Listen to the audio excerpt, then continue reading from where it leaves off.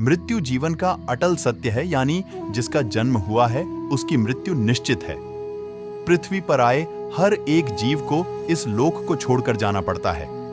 भगवान कृष्ण ने भी गीता उपदेश में आत्मा को लेकर कहा है कि शरीर नश्वर होता है और आत्मा अमर होती है, यानी मृत्यु के बाद शरीर भले ही नष्ट हो जाता है लेकिन आत्मा जीवित रहती है।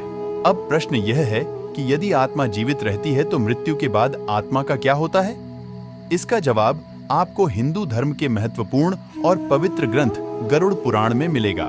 गरुड़ पुराण में भगवान विष्णु के वाहन पक्षीराज गरुड़ पूछते हैं, नारायण, मृत्यु के बाद आत्मा का क्या होता है और आत्मा कितने दिनों के बाद यमलोक पहुंचती है? गरुड़ के सवाल का जवाब देते हुए भगवान विष्णु कहते हैं, मृत्यु के बाद जीवात्मा को यमलोक तक की यात्रा करने में पूरे 47 दिन लग जाते हैं। इन 47 दिनों के दौरान उसे कई तरह की यातनाओं का भी सामना करना पड़ता है। मृत्यु के पहले मिलते हैं ये संकेत।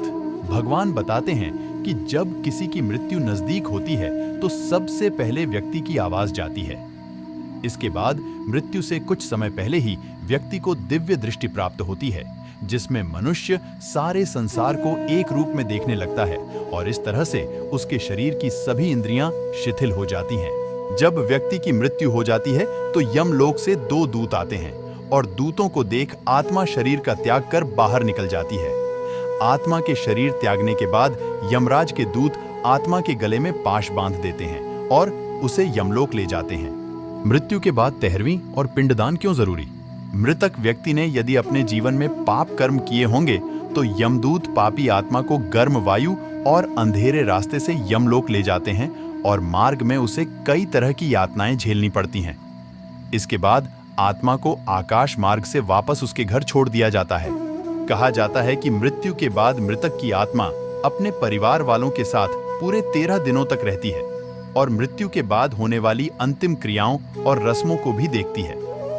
13 दिन बाद जब आत्मा का पिंडदान, 13वीं और ब्राह्मण भोज आदि किया जाता है तो इसके बाद यमराज के यमदूत आत्मा को फिर से लेने के लिए आते हैं। इसलिए हिंदू धर्म में किसी की मृत्यु के बाद 13वीं और 10 दिनों तक पिंडदान करना जरूरी माना गया है, क्योंकि इससे आत्मा को यमलोक तक की यात्रा करने के लिए शक्ति मिलती है।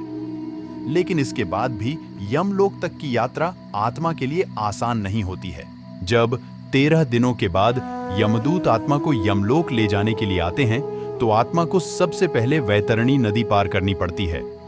इस नदी को गंगा नदी का ही रौद्र रूप माना जाता है।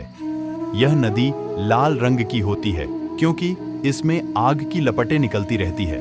नदी पार करते हुए आत्मा को खतरनाक जीवों का दंश भी झेलना पड़ता है। इन नदी को पार करने में पूरे 47 दिनों का समय लग जाता है। लेकिन यदि व्यक्ति ने अपने जीवन काल में अच्छे कर्म किए हों या गौदान किया हो तो उसे ये यातनाएं नहीं झेलनी पड़ती, क्योंकि उसी गाय की पूंछ पकड़कर आत्मा वैतरणी नदी को पार करती है। वैतरणी नदी को पार करने के बाद जब आत्मा यमलोक पहुंचती है तो यहाँ यमराज उसके कर्मों का लेखा जोखा करते हैं। इस तरह से जीवन काल में किए कर्मों के अनुसार यमराज आत्मा को स्वर्ग या नरक में भेजते हैं। इसलिए व्यक्ति को अपने जीवन में हमेशा अच्छे कर्म करने चाहिए, क्योंकि अच्छे कर्मों का फल न सिर्फ जीवन बल्कि मृत्यु के बाद भी मिलता है। मृत्यु के बाद आपके कर्म ही आपके साथ जाते हैं। नमो बुद्धाय। चैनल को सब्सक्राइब करना ना भूलें।